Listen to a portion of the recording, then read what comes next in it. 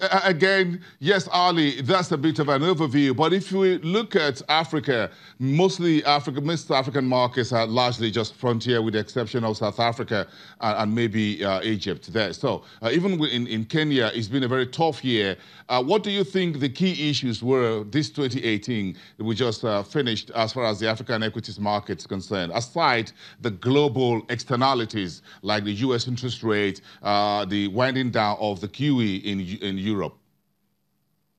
So I think the big issues were essentially that loaded the credit card. We've increased debt.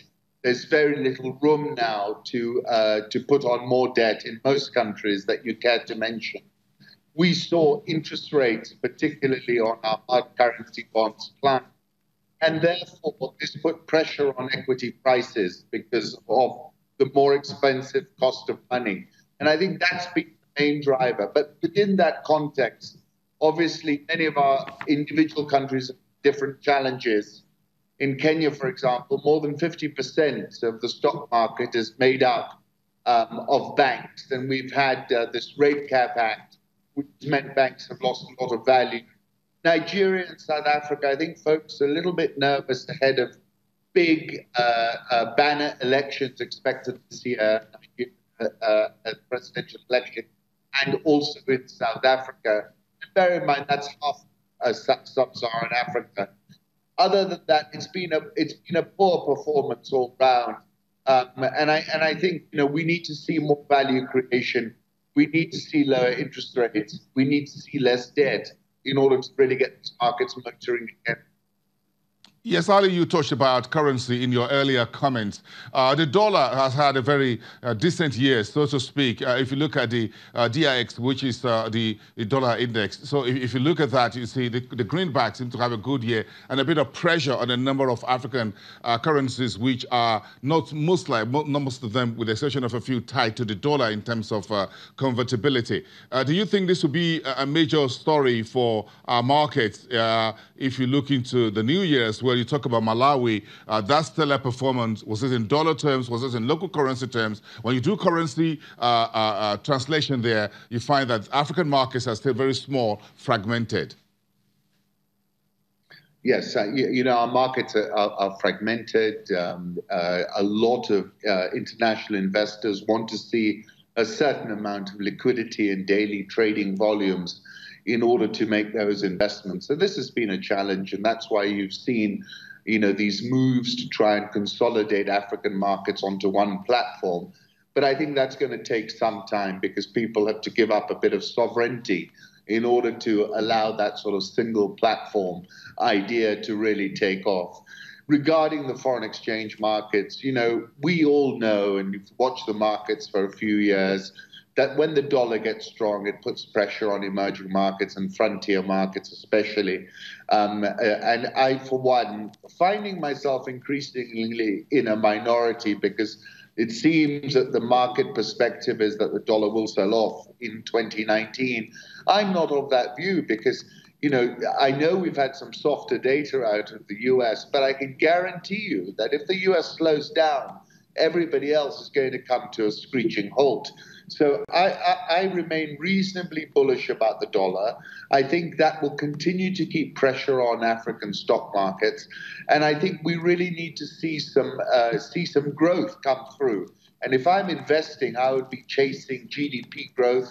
I'd be looking at economies that have got less debt, and particularly hard currency debt, because each devaluation in a currency increases the debt load quite substantially when it is in hard currency. If you're asking me specifically, what do I look at? My first choice would be Ethiopia, except they don't have a stock market. But I would also be looking around at these more esoteric markets. I like what I'm seeing in the Ivory Coast. I like Ghana, which was an outperformer this year, down 3 or 4%.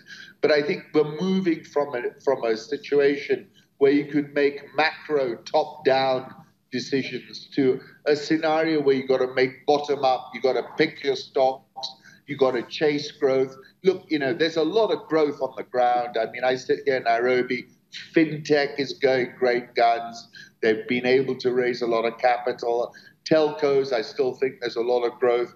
And basically, whatever people need, I think if you focus in on the needs of our people, food, agriculture, technology leapfrog, these spaces are where, as an investor, you can gain exponential returns. But you've got to be very, very careful. You've got to do your homework now. You just can't say, I think Nigeria will grow 3 or 4%. Let's get a bit of Nigeria. It doesn't really make sense like that. But it did before because of that tidal wave of QE liquidity. That was the defining narrative for the last 10 years, but is no longer. Yes, Ali, let's bring in commodities into this conversation if we change gear a little bit. Many of almost every African state is as a commodity producer one way or the other. What's the commodities playbook for the year we just finished? If you add oil, or if you take oil out of the conversation or out of the mix, this has been a very turbulent year for commodities as well for the continent. It has. And the continent, whatever we say, we talk about value addition, and we're making great strides, and people like the AFDB are doing incredible work on that front. But the point of the matter is that we're still beholden to the commodity markets. You asked me not to look at crude oil, but bear in mind that it's been in a nosedive since October. And of course, Nigeria, Angola, all need some kind of Hail Mary pass. They need some kind of recovery. And I would just say the downside risk, if this oil price falls further, it's a precipitous downside risk for the oil-producing commodities. If you look at the commodity market as a whole, the outperformer in 2018, funnily enough, was an esoteric market. It was the carbon credits market, which was up about 200%. But looking beyond that, cocoa was okay. That was up a little bit. That's why Ghana and Ivory Coast look okay. But my overall perception of the commodity market is that it's not going to rebound strongly this year. And I think a lot of countries have avoided taking tough decisions, expecting that rebound.